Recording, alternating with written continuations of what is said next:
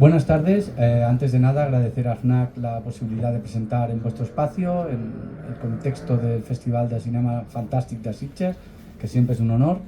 Y nada, deciros que tanto Jep Graupera como yo somos dos autores de una editorial que inició su singladura en Madrid, luego estuvo en Barcelona, ahora están en Sevilla, pero bueno, son una de las pocas editoriales que desde Sevilla, por ejemplo, también están publicando en catalán, lo cual los honra, y en gallego. En vasco no, aún.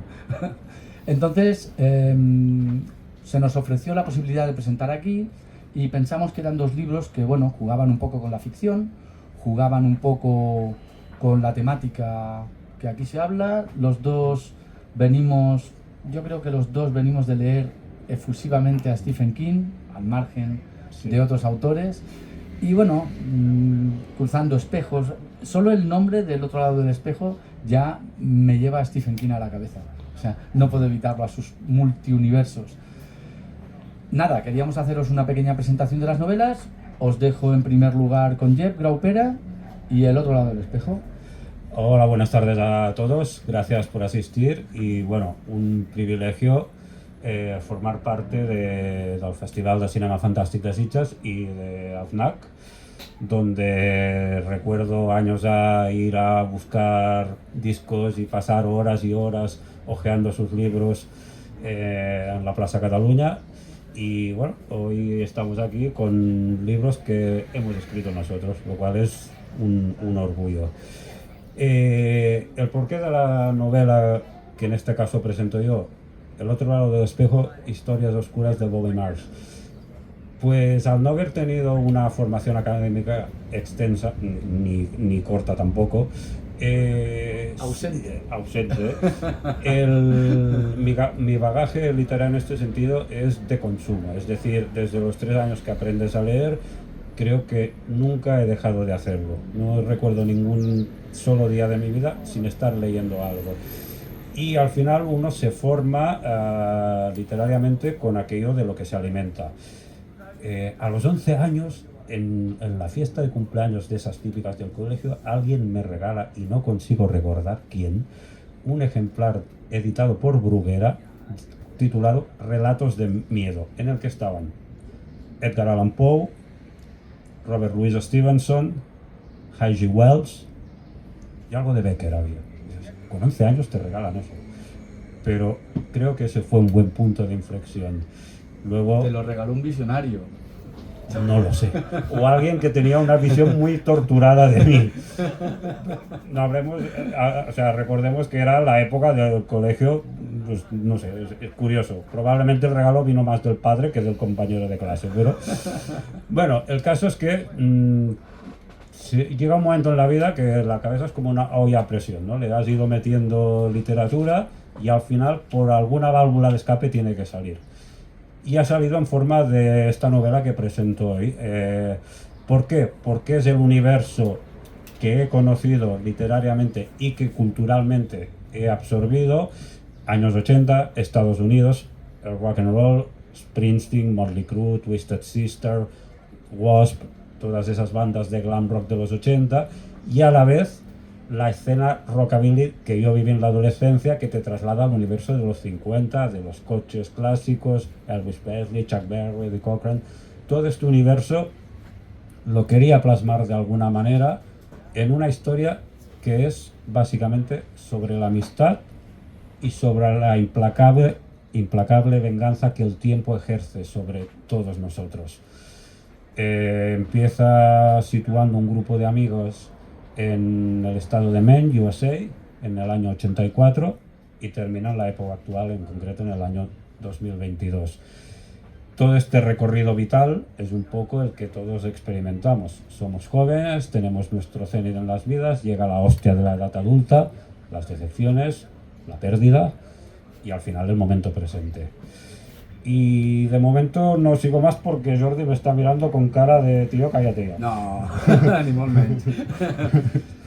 El sello de la ira. En el sello de la ira, sobre todo lo que he querido hacer es una especie de mezcla de estilos. Sí, una mezcla de estilos. Porque empieza con un sueño, el sueño es muy rococó, es muy costumbrista, pero es que me apetecía hacer un guiño hacia el mundo del costumbrismo, lo he dicho en catalán. Me voy al catalán. ¿Por qué? Bueno, porque casi que digamos que con mi nacimiento, podríamos decir casi que muere el costumbrismo, porque Azorín, que fue uno de los últimos referentes, muere el año en el que yo nazco, y me pareció que era interesante hacer pues una reflexión sobre ese pasado, de dónde venimos. Como además habla de un sueño que se produce en los bombardeos de Barcelona, que quizás fueron las acaballas de ese costumbrismo, y a la par, cuando recuerdo los nodos que nos comíamos sí o sí, por democracia pura, ¿eh? en los cines, por aquella democracia tan maja que, bueno, aún perdura, escuchábamos un poco esa manera de hablar, como muy educada para hablarnos de verdaderas mierdas. Entonces, ese es el inicio. Luego, hablo pues de una secta que mueve los hilos del mundo, y cada vez, porque en realidad pienso que alguien mueve los hilos y no son precisamente los políticos. Y cuando ahora saltan a la luz movidas como la de Hollywood, que hay tantísima gente implicada y que seguramente quedará todo en agua de borrajas, habrán 20 suicidios y se acabará la historia, cada vez pienso que si la parte de ficción quizás es la más real y la real es la de ficción, al final no te queda claro. Y luego he hecho otro giro en el cual he hablado de una visión de los manuscritos del Mar Muerto, de los manuscritos de Qumran, hablando un poco de los apócrifos. Claro, es una mezcla extraña, pero siempre cuando hablo con Manuel Baraja, con nuestro editor, él siempre cuando le digo, ¿cómo digo yo? ¿Cómo escribo? ¿Qué estilo? Y él siempre me dice, Jordi Matamoril, dice, tienes un estilo muy único. Entonces, pues eso es lo que pretendía, hacer un juego de ficción con denuncia social, que es lo que me gusta hacer, y nada, y lanzarlo al mercado. Es mi sexta novela y ahí andamos. Y yo creo que ahora, como no le dé paso, me va a meter una hostia con esos guantes que me va a arrancar la cara. Una de las cosas que sí me gusta comentar cuando hablamos de la novela Al otro lado del espejo es también que el punto iniciático en el que esto pasó de ser un relato sobrante de mi anterior poemario publicado en 2021 y se convirtió en una novela fue ese encuentro mítico entre Lord Byron, Percy y Mary Shelley, que dio lugar a la novela de Frankenstein. Entonces pensé, ¿cómo puedo hacer, qué razón le doy, qué argumento le doy a la unión de 4 personas distintas que escriben de forma distinta y que por tanto no puede parecer que lo he escrito yo? Ese fue el reto creativo divertido de afrontar, pero además tampoco me lo planteé así porque salió solo. O sea, cuando Bobby Mars escribe, es Bobby Mars. Las otras protagonistas, sus amigas, Sheila, Wendy y Sarah, no pueden escribir igual. Igual que Bobby Mars, que es el personaje que se desarrolla a lo largo de 40 años, no puede escribir cuando empieza igual en el año 84 con 18 años que en la vida, en la entrada a la edad adulta de 20 y tantos, que en la edad ya madura cuando termina la historia, ¿no? Ese era creativamente el reto, pero eso es algo que veo ahora. En su momento me salió solo. Y si me ha salido bien o no es algo que deberán decir los lectores. Y a propósito de esto, hay una cosa que me ha llamado la atención de la comparativa de los libros. Son incomparables, cada escritor escribe a su manera y cada escritor solo faltaría que dijéramos que son iguales. Pero sí que en el reto de yo meter varios estilos, precisamente lo que pretendo es darle varias voces al libro, al igual que él con esos personajes pretende dar esas voces distintivas en cada uno de los relatos. Y de alguna manera la creatividad se desarrolla de una manera que a veces sorprende, ¿no? Porque una de las cosas que le digo ayer, que me llama mucho la atención del mundo del arte en general, que cuando vas a una reunión y te encuentras con gente, porque a este tío yo hace 4 días que lo conozco, lo conocí en San Jordi, y de repente hay una unión que va mucho más allá de lo habitual, de incluso amigos que hace muchos años que conoces, porque detrás hay lo mismo, y lo mismo es un puto niño pequeño que quiere salvar los trastos, que no quiere volverse viejo y que asoma, cada vez que escribes, asoma tu mano, asoma tu pluma, asoma tus ojos. Y no sé, yo voy camino de 60 y me sigo sintiendo como con 18. Sí. Creo que al final todo eso acaba pues en nuestros libros, de alguna manera u otra, pretende transmitir eso, que la gente desee guarecer ese niño. De hecho, es lo que siempre digo a todo el mundo: guarece tu niño, tu arte. Cada uno tenemos un arte, el que sea, no importa. Cuídalo, mímalo, porque es tu unión con ese crío pequeño que un día fuiste y que no debes de dejar morir. Sí, totalmente de acuerdo con Jordi y realmente puedo afirmar en mi caso que es también un tributo a los que han sido mis referentes, no solo literarios, sino también aquellos que han aportado entidad o han construido mi identidad a lo largo de los años, ¿no? Al final todos debemos por responsabilidad un respeto a los que han sido nuestros maestros. Y creo que eso es algo que la gente suele olvidar. Se habla mucho del respeto a los padres, a la familia, a los amigos, a los superiores que tengas en el trabajo, pero los maestros que te han formado, que han sembrado esas semillas que luego dentro de tu cabeza se transforman en esto. Es a ellos, ¿no? Y en concreto esta novela está también personalmente dedicada a la memoria del que fue mi tutor en la EGB, Josep María Damas, que un día me dijo: el único motivo que tengo por seguir viviendo es ver tu nueva novela. Y no llegué a tiempo, pero está aquí y él espero que la vea. Eso suele pasar. Además, aquí hablo de 3 o 4 personas que me han aportado pues historias de la guerra civil, de la posguerra, porque este libro nace de un dato que encontré en Google que me impactó, y es que cada año desaparecen en el mundo entre 8 y 10 personas, 10 millones de personas, entre 8 y 10 millones. No hablo de guerras, hablo de desaparecidos que no vuelven a asomar. Cuando veo que ni un periodista en el mundo, ni un político en el mundo se hace eco de eso, estamos hablando de una cifra enorme. Es decir, si eso fuera de una manera lineal, en España en 5 años no queda ni el gato. Es una barbaridad. Me hizo pensar en eso, en que igual si estamos a 2 niveles, nosotros vivimos el mundo físico, el normal, y luego está el paranormal, el amoral, que dices, Dios mío, ¿qué estará pasando por ahí arriba? E insisto en lo de Hollywood. ¿Ves eso? El otro día se lo decía a mi hijo. Le decía, ostres, és que sembla que hagin passat a una realitat alternativa i de cop i volta sorgeixi algo que dius, però com pot ser? Y llevo desde entonces dándole vueltas a la cabeza, ¿cómo puede ser? Esa es un poco también la idea que quise plasmar en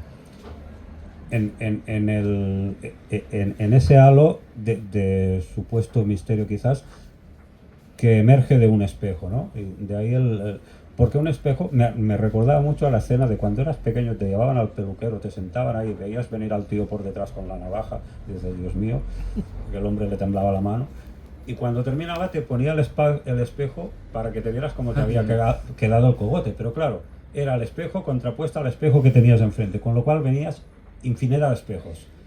Esta es la idea. Un espejo tiene infinitos reflejos y cada uno de ellos es igual de real, porque es la huella, la cicatriz que ese momento que tú viviste grabó en tu vida. Es algo que J.K. Rowling retrató magistralmente en el primer volumen de Harry Potter, cuando, no te voy a saber recordar el nombre exacto, se enfrenta a Harry al espejo de los recuerdos o algo parecido, que ese solo le devuelve lo que él quiere ver. Es magistral ese pasaje y magníficamente retratado en la película también. Pues esa es la idea, ¿no? Un espejo te devuelve aquello que tú has vivido y está grabado ahí, y si lo sabes ver y escuchar, volverás a ese punto de tu vida. Hay muchas realidades, porque todas las realidades que hemos vivido están latentes en la vida. Y eso es otra prueba de que todos bebemos un poquito de Stephen King, pero incluso de Alicia en el País de las Maravillas, ¿vale? De hecho, en mi próximo libro, que ya está terminado, se está editando, se está corrigiendo y todo el rollo, uno de los personajes pasa a un submundo a través de un espejo.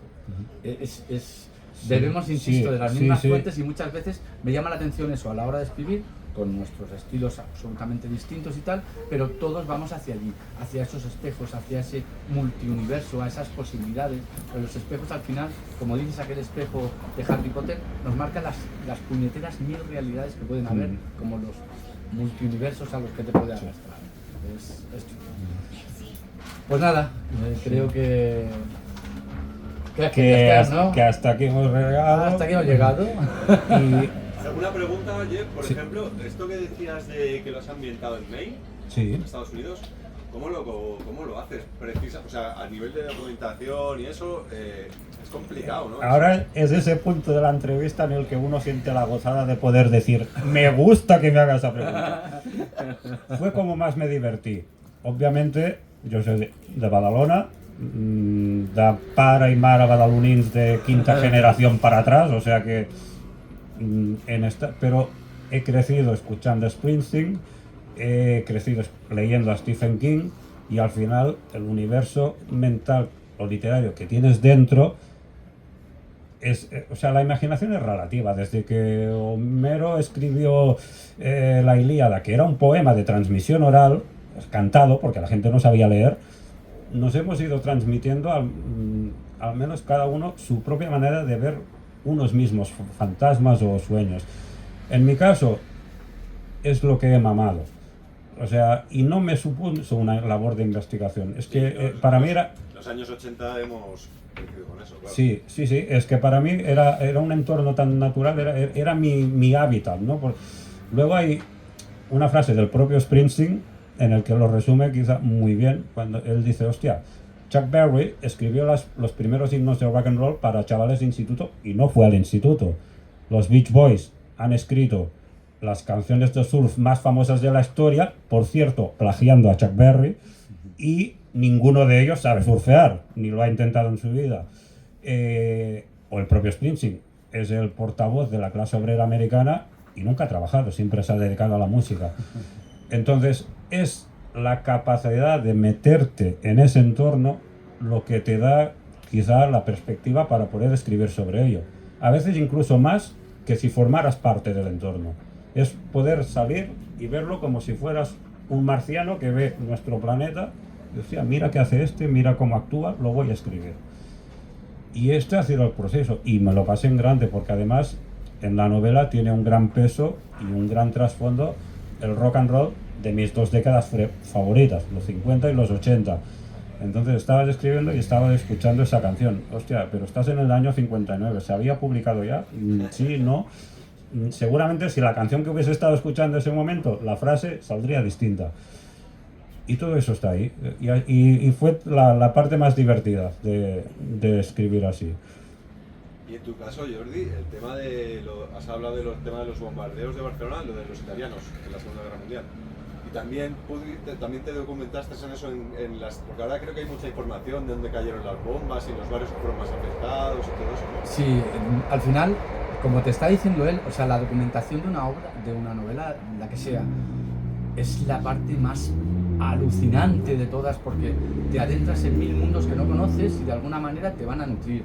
Pero aparte de eso, estuvimos hablando con un par de señores mayores que, insisto, no llegaron a ver, me pasa lo mismo, que no llegaron a verla. Incluso un colega que tenía mi edad se lo llevó un cáncer antes de poder verse plasmado en el libro. Al final la documentación es importante, es chulísima, te adentras en 1000 mundos. Y luego estuve hablando con dos señores que me hablaron pues, de la guerra, de la posguerra, el hambre. Me decía un yayo, decía, es que antes de la guerra, las patatas, por ejemplo, no había que sulfatarlas tanto, pero cuando soltaron tanta mierda al ambiente, a partir de entonces se sulfatan, antes no hacía falta. O sea, 1000 historias de estas que pasarían desapercibidas para cualquiera y que de repente tú, por mediación de la transmisión oral de aquel yayo, las sabes. Y eso te llena mucho. Entonces, poder plasmar todo eso, pues es chulísimo. La profundidad de adentrarte en todo, además es necesario que se haga con una profundidad chula, para que parezca que has estado ahí, ¿no? Me decía una vez sobre otro libro muy de ficción que también presenté aquí, me decía un colega, dice, Jordi, no sé, la Biblia aria. no sé si tienes mucha imaginación o sabes algo que los demás ignoramos. Y al final se trata de eso, de que aunque juegues con la ficción, yo lo hilvano con realidades precisamente para darle ese halo de misterio. Creo, para mí es importante hacerlo así. Y lo de Qumran y los esenios y todo eso, de que... Eso soy un apasionado. Mira, la historia, la mitología. Los malvividos del Mar Muerto nos encontraron hace demasiadas décadas y bueno, algunas cosas convalidan lo que pone en la Biblia y otras le dan 100 patadas. Sí. Entonces, en esos manos... Además que eso da mucho pie. Eso da el pie que tú quieras. De hecho, fíjate que para la otra novela, ya no para esta, para la que estoy haciendo, hay una parte de esos manuscritos apócrifos que hablan de que Lilith, que fue la primera mujer de Adán, junto con Caín, engendran una serie de demonios que son demonios absolutos y dices, ostras, los demonios, los vampiros, nada, ya están ahí. Y cuando me empiezas a encontrar eso de los esenios, flipas y dices, hostia, ¿cómo es posible? Además, se da esa información a contagotas, tienes que meterte en foros extraños y tal, y eso es apasionante. A mí la historia, la mitología, todo eso, creo que lo llevo.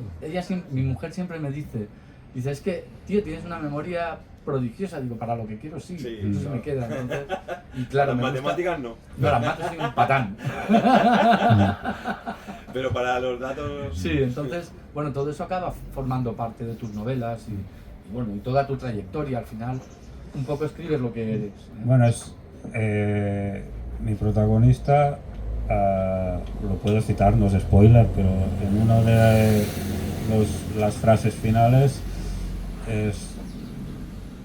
una de sus frases es un momento bonito y emotivo. Te están contando el spoiler, sí, que estic al no es spoiler, pero la frase es: somos todo lo que hemos sido. Sí, claro. Al final, en todo caso, ya seas bueno, ya seas malo, mucho de lo que te marca, tu infancia, tu pubertad, tu juventud, todo eso te acaba marcando. Y la cultura que consumes también. La cultura que consumas y los palos que te dé la vida. O sea, al final formamos, bueno, en cada momento somos la suma de todos nuestros pasados. Y eso es así. Pues yo qué sé, yo creo que ya os hemos hecho... Ah, y el que quiera saber algo del libro, pues se lea la sinopsis, coño, que está ahí para leerla. Sí. Todos estos señores, señoras, señoritas que tenemos aquí, hola a todos, saludos. Os presentamos estos dos libros, los tenéis aquí para mirarlos y, por supuesto, comprarlos si queréis, os los lleváis firmados.